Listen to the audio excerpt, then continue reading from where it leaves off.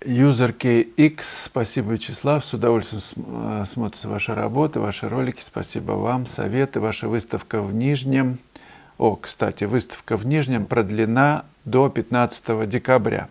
Очень много приходит народу на выставку, и меня попросили о согласии ее продлить. Так что приезжайте. Я привез более 40 работ на выставку. Галерея «Луна» в центре города. Вы видите адрес на экране. Так вот, вопрос. Интересно ваше мнение о выставке ArtFest 23 и отношение к современной живописи. Спасибо. Я не был на выставке ArtFest 23. Я не очень понимаю, что такое отношение к современной живописи. Еще Владимир Ильич Ленин в каких-то там тетрадях говорил, что нет живописи вообще, современной, несовременной. Он говорил о другом, но он просто делил это. Нет фруктов вообще. Да? Есть яблоко, апельсин, гранат, например. Ну и, конечно, ягода, арбуз. То есть разные вкусы, разные художники, у каждого свое имя. Да, в этой современности есть достойные, есть недостойные. Я предпочитаю смотреть просто на работы, на качество работ.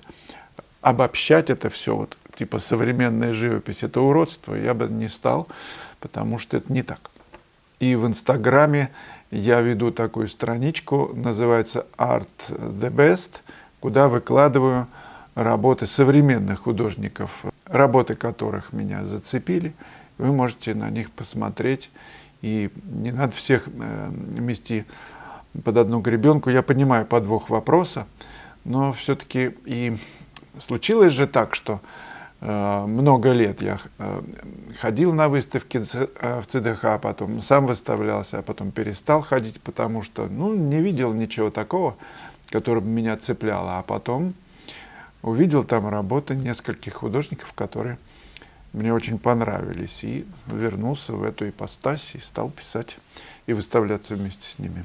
Кстати, хороший ход. Если вам кто-то нравится, познакомьтесь с ним и пытайтесь, если чувствуете, что ваш уровень близок, пытайтесь с ними сотрудничать, выставляться вместе.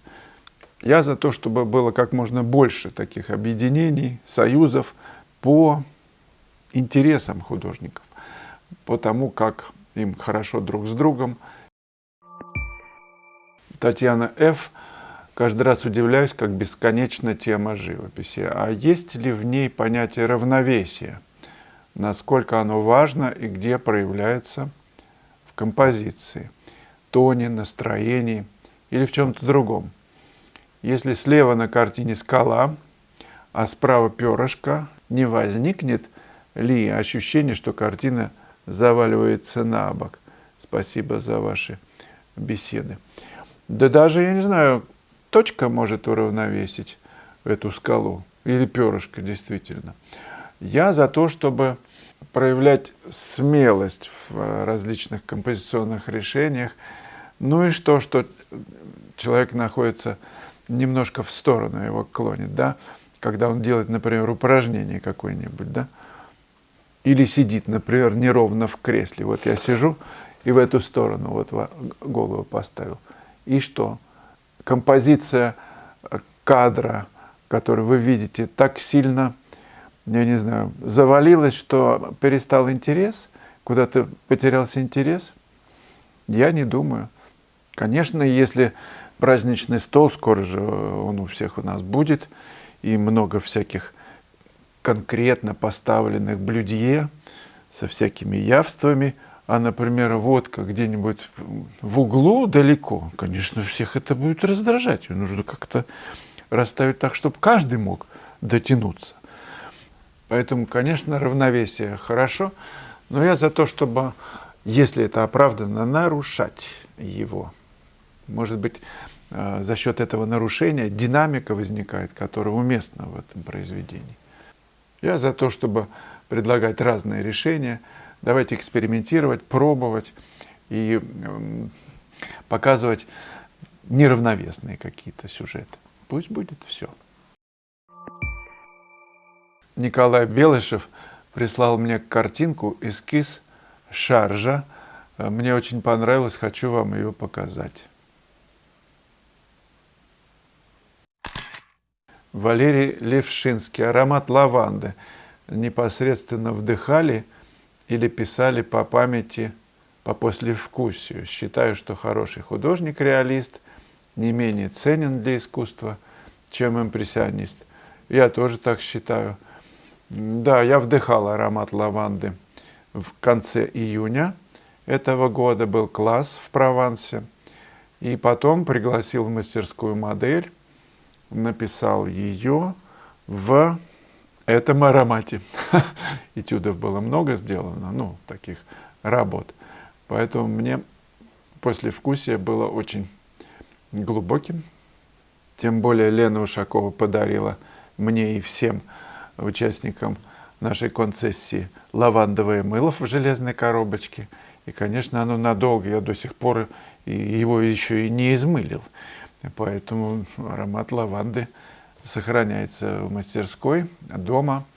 Ну и как было не написать впечатление, да еще с красивой девушкой, которая на переднем плане. Берсерк. У вами любимых Коровина и Фешина тоже присутствует мазня, но у них просматривается сюжет. Опа. А у ваших некоторых работах так уж наворочено, что сюжет пропадает и не видно, что вы там писали. Хотя мне в основном ваша живопись нравится. Спасибо, Берсерк 75. Сюжет не видится, да? А еще Клод Моне говорил, что единственный сюжет, которым обусловлен художник, это свет. Художник пишет свет, говорил Моне. Вот и весь сюжет. Разве этого мало? Если учесть, что мы все произошли из света и вернемся в него, это вообще очень глубокая мысль возникает. И сюжет никуда не пропадает, даже если в работах что-то наворочено. Чем больше в работе света, тем менее видна мазня, потому что свет все как-то высвечивает, подсвечивает все. И я за то, чтобы мазня была больше в цветах, чем в тенях. Это, на мой взгляд, такой секрет, который пришел к нам еще от мастеров Возрождения. В тенях просто минимум информации, а в цветах побольше мазни. И тогда свет усиливается благодаря фактуре, благодаря тому, что художник закладывает много нюансов в цветах. А в тенях, что их там мазать-то? Юзер ZT. У меня вопрос о ритме в живописи. Есть правила ритма или полагаться на свою интуицию? Буду рад получить ответ. Я Бато тоже как-то недавно спросил, в интервью, когда я его записывал, что он думает, потому что меня спрашивали тогда о ритме, и он мне ответил, что я не знаю, что это такое. Поэтому я тоже так подумал. Есть какие-то правила, да, в умных книжках о композиции. Но если ты интуитивно чувствуешь, я не знаю, вот эти отношения 3 к 5, 3 к 5, 3 к 5, принцип золотого сечения, то каждый мазок, который ты кладешь, ты соотносишь с другими, например, массами, да, или расстояние между ними, как этот принцип золотого сечения. И не ошибешься, всегда будет беспроигрышно. Единственное, просто нужно на это себя настроить, чтобы помнить это, когда ты пишешь мазками. И Коровин говорил, что пусть каждый мазок будет конкретный. То есть не надо их смикшировать, списывать. Вот один к другому. К другому, это значит к другому, чтобы они были различны. И тогда получается некая мозаичность и лепка формы. Я думаю, вы понимаете. На интуицию я полагаюсь на тему ритмов. Если у кого-то есть интересные измышления на этот счет, пожалуйста, поделитесь. Вот этот принцип неодинаковости во всем, хорошо, когда это звучит, вроде понятно, все не одинаково, сказал профессор на первом курсе нам, строгачам. Если вы, он сказал, примете это как главный закон композиции и будете его применять, то вот эти два слова «все не одинаково» будет равносильно, это его слова, 5 лет академии. Просто все не одинаково. Но попробуй это сделать. Ведь не получается. Где-то ты попадаешь, в тон попадаешь, в расстояние, в массы.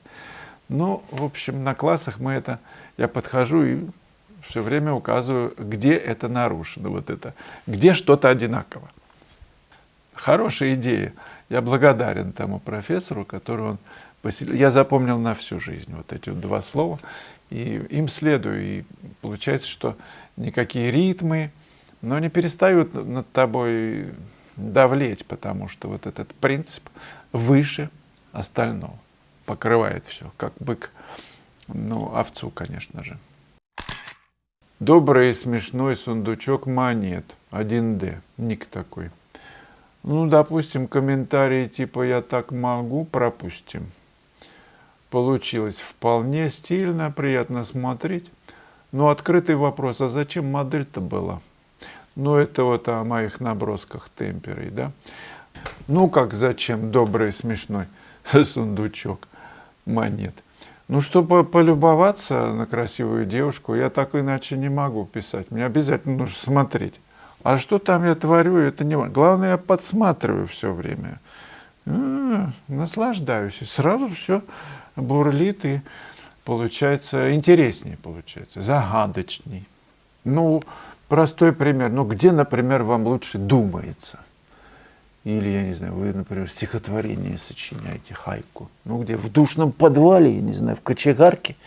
Или на свежем воздухе, где птички поют. Или море, например. Конечно же, в кочегарке.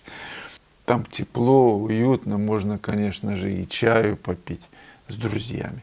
А тут ты на виду, прохожие гуляют, модель какая-то пришла, тем более обнаженная. Ужас. С другой стороны, смотришь ты на огонек, я не знаю, на селедку, хвост селедки, огурчики, соленые хорошо. И разве ты сможешь под эту обстановку с этими, я не знаю, углями, дровами написать обнаженку? Из чего она напишется-то? Из картинок, что ли, каких-то? Нужно как-то все-таки выйти в свет. Нужно пригласить моделей или в сообщество пойти. Там, где такие же, как ты, глазеют во все шары, которые наливаются кровью, страстью, желанием. Конечно же, будет интереснее рисоваться. И будет мощнее просто этюд написан. Потому что эта энергия, она трансформируется туда, в этот в холстик, в лист бумаги. Концентрируешься же сильно.